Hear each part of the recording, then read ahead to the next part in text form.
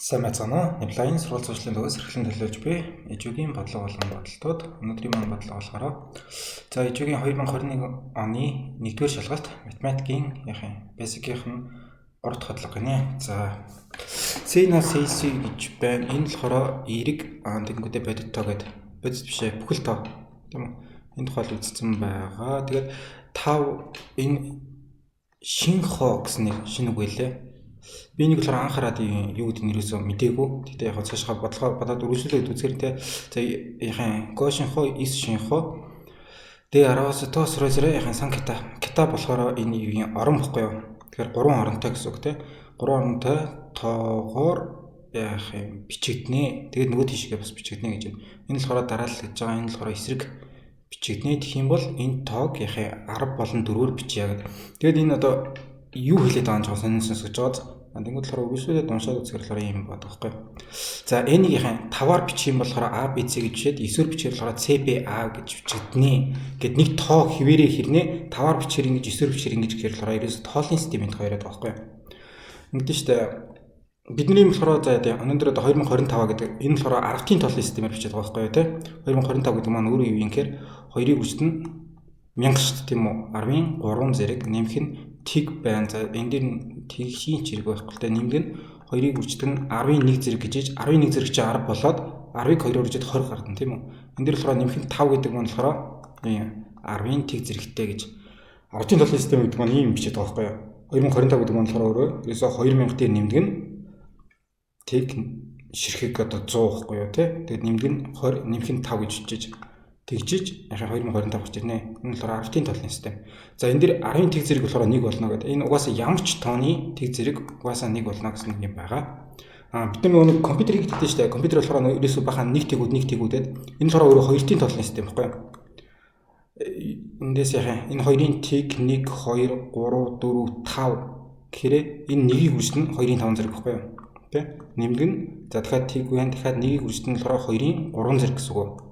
Ингээд бичиж үзэх юм бол 2-ын за тэг зэрэг нь болохоор шууд 1 болчих юм байна.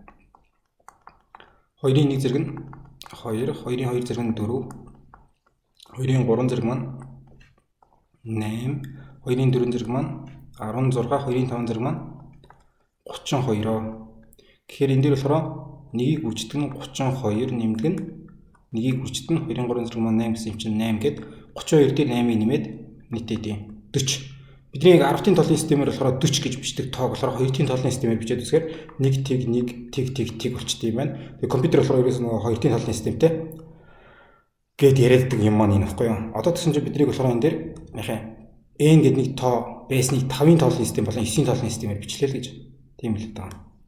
За тэгвэл болохоор A B C маань өөрөө ингэж бичигднэ гэсэн юм ярьсан юм байна. За энийг болохоор 5-ын тоолын системээр бичсэн чинь A, B, C гэж биччихлээ гэдэг чинь юу гэсэн үг юм бэ гэхээр сая хятадгаа адилхан тий 5-ын 2 зэрэг, 5-ын 1 зэрэг, 5-ын тэг зэрэг гэдэг маань болохоор дахиад 1 болчихно тийм үү. Энийг үрждэг нь C байгаа тий. Нэмхэн гэснээр энийг үрждэг нь B байгаа, үрждэг нь энийг үрждэг нь A байгаад ингэж нэмэхээрээ 5-ын тоолын системээр A, B, C гэж бичдэг байгаа байхгүй юу. Тэгэхээр 25A нэмхэн 5B нэмхэн C. Нөгөө талаас болохоор 9-ийн тоолын системээр биччихээрээ C B A болно гэхээр дахиад 9-ийн 2 зэрэг 9-ийн 2 зэрэг C 9-ийн 1 зэрэг B 9-ийн тэг зэрэг A гэж биччихээр 81 C 9 B дахиад 1 ширхэг A болчихно тий. Ингэж n гэдэг нь болохоор ерөөсөө ингэж 2 бичигдэх юм байна гэсэн үг. Эндээс ирээд харах юм болохоор за тэгвэл болохоор А энэс нь орно, Б энэс нь орно, С энэс нь хооронд байх хэрэгтэй гэсэн юм. Яахаараа энэс нь хооронд байх хэрэгтэй гэсэн юм ярих гэдэг юм тэгэхээр юм баггүй. Одоо зүгээр тоо бай те. За тэг 1 2 3 4 5 6 7 8 9 гэчээд одоо энэ дэр 9 дээр дахиад нэг тоо нэмчээр болохоор 10 болчтой шүү дээ. Энэ 9 маань болохоор буцаад нөгөө хамгийн ихнийх рүү очоод тэгэнгүүтээ нэг орон нэмчихэж байгаа байхгүй юу? Одоо 2-ын тоолын систем бол юм гэсэн үг. Эхлээд тэг байлаа. 1 нэмлээ 1 боллоо. Дахиад 1 нэмлээ гэхээр болохоор шууд орон ахиад 1 0. Дахиад 1 нэмэхээр 1 1. Тэгээд орон ахлаа. Энд дэр 2 гэсэн тоо ерөөсө гарч ирэхгүй байхгүй юу? 0 болоод урагшаа 1 орлоо. Нэг дэр 1 нэмэнгүүт 2 гэсэн тоо байхгүй. Дахиад орон ахиад юм. Бидний аргатын тоолын системээр болохоор бичиж байгаа тоонууд маань тэг байла, 1 байла, 2 гэдэг маань болохоор энэ хоёрын талын систем дээр шууд 1 0 гэдэг орон ихнэ гэсэн үг. Энд дээр хоёрын талын систем дээр одоо ямар ч тийм хоёрын тоо гэсэн юм гарч ирэхгүй байхгүй юу? Ардын талын систем дээр болохоор яг нэг орон дотор ингээд 10 гэсэн юм байхгүй шүү дээ. Дараагийн орон руугаа шууд орчдөө шүү дээ гэдэгтэй адилхан юм л байгаа. Энэ одоо дөрвийн тоо хан. За тэгвэл болохоор бид нар яг 5-ын талын систем дээр те А, Б, С гэж бичлэг хэрч энэ тоонууд болохоор ерөөс 5 хүрэхгүй гэсэн үг. 5 хүрэх гээд ирэхээр яг юм. Тэг 1 2 3 4 гэж 5 хүрэх гээд ирэхээр шууд ороо ихад 1 0 болно гэсэн үг байхгүй юу? Тэгэхээр энэ С бол ерөөсөө яг нь 5-аас бага байх юм байна гэдэг ч юм уу. Тийм үнэлгээ хийх гэдэг байна. За энэ дээр бичээд үзэх үү. А, Б, С гэд 5 дээрээ бичсэн байгаа юм чинь бүгдээрээ яг 4 хүрэхгүй гэсэн үг. Хамгийн ихтэй 4 байж болно гэсэн үг тийм. 4-өөс илүү бол яг гэх юм болохоор шууд орон хийх хэрэгтэй болчихно. С баг уу энэ 4 дахиад өөр болохоор бидний 003 гэж бичдэг шүү дээ. Ядаж яг 1003 гэж бичдэг шүү дээ. Тооны хамгийн ихний тоо ядаж яг 1 байх хэрэгтэй үстэй. Түүнээс 0 гэд тэгэхээр чи 0-3 гэж наач хэд ямар тоо ингэж сонирмолч чинь тийм. Тэр энэ дээр болохоор А бас яг тооны ихэнд орсон байгаа юм бол ага ядаж яг 1 байх хэрэгтэй гэж. Энэ Б, С бол тийм байсан ч болно шүү дээ. Тэгэхээр энэ бол яг тэгтэй, энэ бол яг тэгтэй юм шиг байна. А, Б, С-ийг 5-аар бичихэр юм байх юм байна. Тэгээд С, Б, А гэд 9-оор бичнэ гэхээр ч юм болохоор дахиад адилхан. Яг С маань, А маань, Б маань бүгдээрээ 9-өөс хэтрэхгүй биш 8 болно те. 8 байж болно. 9 болох гээд ирэхээр ороо их хэрэгтэй болчихно гэсэн үг. Ингээд тэгмүүдээ энэ дээр тиг байснаа дахиад яг энэ С тооны ихэнд орсон байгаа юм чи ядаж 1 байх хэрэгтэй гэсэн үг. Ингээ харахаар А болохоор 1-ээс 4-ийн хооронд юм байна. Энэ 0-аас 8 гэдэг чинь 1-ээс 4-ийг агуулж шүү дээ. Тэгэхээр энэ дээр би А-гийнх нь 1-ээс 4-ийн хооронд байх хэрэгтэй байна гэдэг чинь. Б маань болохоор 0-аас 4 гэсэн байгаа, 0-аас 8 гэсэн байгаа. Тийм бол нийлүүлээд 0-аас 4-ийн хооронд байж хоёулын биелүүлнэ хэвээр. С маань болохоор 0-аас 4, 1-ээс 8 гэсэн юм бол биний чинь 1-ээс 4-ийн хооронд гэж жиж аль нэг хангалтыг хангах хэрэгтэй болчихно тийм. Тэгэхээр А, Б, С, Д, Е, Ф маань болохоор за 1 4 6 4 1 4 энэ 6 биш шүү. Энэ тэг шүү те. 1 4 тэг 4 1 4-ийн хооронд байх хэрэгтэй юм байна гэсэн. За нэг юм үлгээ хийж болж байгаа юм. Дараа нь яасан бэ гэсэн чинь за n гэдэг тоогоо бичээд үзсэн бол A, B, C гэрээ C, B агаар ингэж бичнэ гэд. Сайн нөгөө яхаа A, B, C гэд 5 дээр бичиж байгаа юм бол эн чинь болохоор 5-ын 2 зэрэг A, 5-ын 1 зэрэг B, тэгээ 5-ын T зэрэг C гэхээр 25A нэмэх нь 5B нэмэх нь 1 шиг C болсон шүү дээ. Тэрнтэйг яг адилхан гэсэн үг. Энэ дээр 25-аараа байж гин, энэ дээр 5-аараа байж гин, энэ дээр одоо 1 байгаа гэсэн үг тийм үү? Энэ дээр болохоор 81 те 9 квадрат гэхээр 81 энэ дээрээ 9-тэй ингээд A байна. Эндээс бид нар болохоор B болон A-гийн хамаарлыг болоод нэгнэ. За 25A нэмэх нь 5B нэмэх нь C тэнцүү A нөхгүй юу? Энэ ч угаасаа зөвхөн нэг тоо байж байгаа. Тэрийг ингэж бичиж болж байна, бас ингэж бичиж болж байна гэж байна. Энэ хоорондоо бол тэнцүү байгаа шүү. Угаасаа A л байгаа юм чаа. 81-ын C нэмэх нь 9B нэмэх нь A. Тэнгүүд эндээсээ 5B-ийн нэг шиг гаргачих. 81-ийн C-ийн нэг чинь A-гийн нэг шиг гаргачих. Тэнгүүд нэмэх A байсан юм чинь нөгөө шиг харахаар хасгаа болоод 25-аас хасаад 24 болчлоо. Энэ C байсан чинь 81-ийн C нөгөө шиг орж ирээд хас 81-ийн C болчороо хасдаг нь 80C. Тэнцүү нөгөөдөлд нь 9B-гээс 5B болохоор хас болж орж ирээд 4B болчихно. Хоёр талыг нь 4 туугач тий. Энд манай B маань болохоор шууд 1B гэж бичсэн байгаа юм чи. 4 туугаад үзэхээр B тэнцүү 24-ийг 4 туугаад 6A 80-ыг 4 туугахаар 20. Тэгэхээр 20C. Дөрөвдөн дээр B тэнцүү 6A-гаас хасдаг нь 20C байна гэж байна.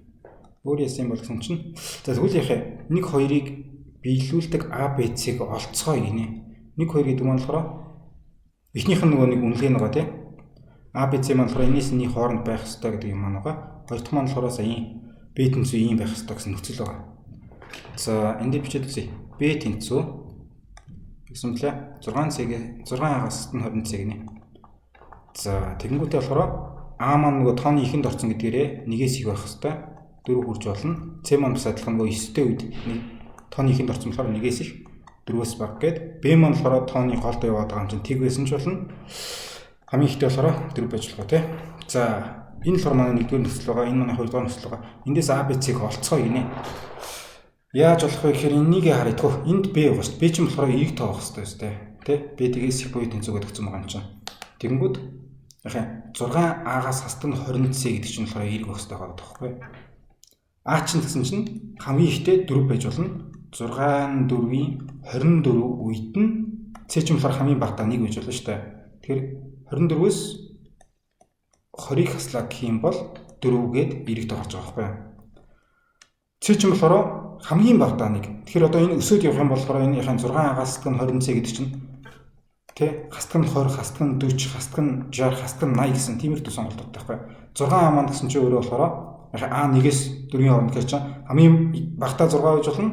Тэгээд яхаа 12, 18, 24 хүртэл байж болно. Одоо эндээс яхаа 24-өөс 20-ыг хасж ижил тэгжил 4 гэдэг эерэг тоо гарч байгаа байхгүй. Түүнээс биш эндээс тэ альч тооноос нь нөгөө тоог нь хассан юм болохоор сөрөг тоо гарч байгаа шүү дээ. Тэгсэн чинь B маань болохоор их бүтэнцүүдийг байх хэрэгтэй гэд өгцөн гэдэг нөхцөлийг хангуулахын тулд тэгвэл ерөөсөө яхаа энэ хамгийн их утгаа 4-ийг авах юм байна.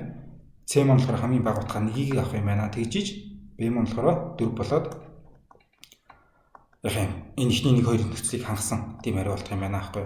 Өөр ямар ч хариу байхгүй болчихж байгаа. За тэгэхээр би энэ дээр ирээд харахаар энэ А тэнцүү 4 боллоо, B тэнцүү 4 боллоо, C тэнцүү 1 боллоо. За тэгвэл одоо энэ тоогоо буцаагаад ихэнх ардын толын системээр бидний мэддэг системээр бичих юм бол юу болох вэ? Одоо энэ дэр ингэ бичиж шít.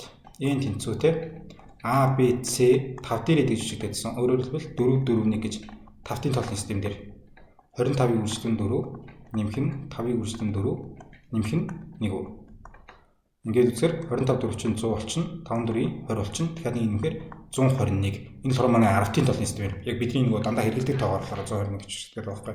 Энийг бас нэг шалгахадгүй N тэнцүү болохоор CBA гэж 9 дээрээ бичдэг хэрэгтэй гэдэгцэн байгаа шүү дээ.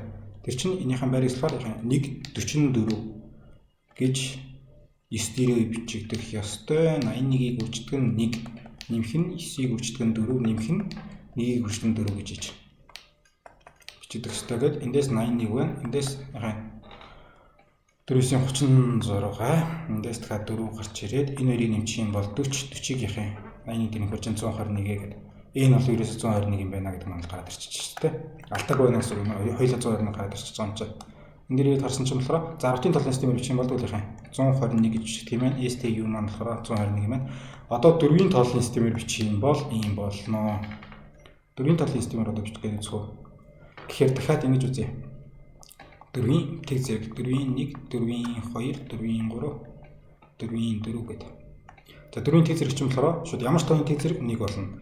4-ийн 1 зэрэг маань 4, 4-ийн 2 зэрэг маань 16, 4-ийн 3 зэрэг маань дахиад 4 үрчээр 64. Энийг дахиад 4 үрчээр 256 болох юм шиг байна тийм. Тэгсэн чинь бид нар болохоор 121 гэсэн тоог бичих гэдэг юм чинь энэ 256 бол орж ирж багтахгүй хитрхи их болчихсон гэсэн үг шүү дээ. 64-ийг оруулъя. 64 маань болохоор хэдэн ширхэг болох юм бэ байхгүй юу? 121-ээс 64-ийг хасаад үзэх юм бол 57 юу. Тэгэхээр 64-өөс бол 1 л орж ирэх юм байна тийм. Нэгээс илүү орж ирж багтахгүй юм ба шүү дээ. Тэгэхээр 1 байна. Нэмдэг нь 57-оос одоо тэгвэл 64-ийн дараа 16 тийм. 16 хэдэн ширхэг орж ирэх юм бэ гэхээр чинь за чараа 16 чинь 3-оор чирчээд 48 сте. Тэгэхээр 48 хүртэл бол ороод ирэх юм шүү. Тэгээ 4-оор чирлэхээр 64 гэхээр энэ дээр орохгүй бэ чинь. Тэгэхээр би энэ дээр 16-г үржтэн 3 гэж гэрнэ. 48 тий. 57-оос дахиад 48-ыг хаслаа. 9 чинь болохоор 4 маань 2-ууд орчоо. Тий. 4-ийг үрждэг нь 2, нэмэх нь 1 гэж хэлдэг юм шүү. Тэгэхээр энэ дээр нэмэх нь 4-ийг үрждэг нь 2, нэмэх нь 1-ийг үрждэг нь 1 гэж тавьчих юм бол 121 маань энэ болохоор 10 дээр өвчиж байгаа маань тий. Одоо энэ дээр болохоор 4-ийн 3 зэрэг 1. Нэмэх нь 4-ийн 2 зэрэг 3, нэмэх нь 4-ийн 1 зэрэг 2, нэмэх нь 4-ийн тэг зэрэг 1 гээд одоо энэ дөрөвтөөнүүд хайж штэ. Энд 1 байна, дараа нь 3 байна, дараа нь 2 байна, дараа нь 1 байна гэхээр дөрөвтийн толын системээр бол 121 гэдэг тоо маань 1 3 2 1 гэж бичдэг юм байна. Энд дээр 1 3 2 1 байна. За өнөөдөр гарч ирсэн үгнүүд гэх юм бол юм байна. Энийг тоолын систем гэсэн үг байна. Энэ болохоор зүгээр нөгөө математикийн дараалал гэдэг биш зүгээр дараалал шүү тий. Тог ABC гэжлээ CBA гэжлээ гэсэн дараалал нь. Энэ болохоор яхаа дараалал нөгөө нэг ABC байсан BCA болоо шүү эсрэгээрээ гэсэн гяку гэсэн нэг үг байна. Нэг скриншот хийгээд зэжлээд аваарай. За нэрлайн байлаа. За дахин уулзцгаая. Баяртай.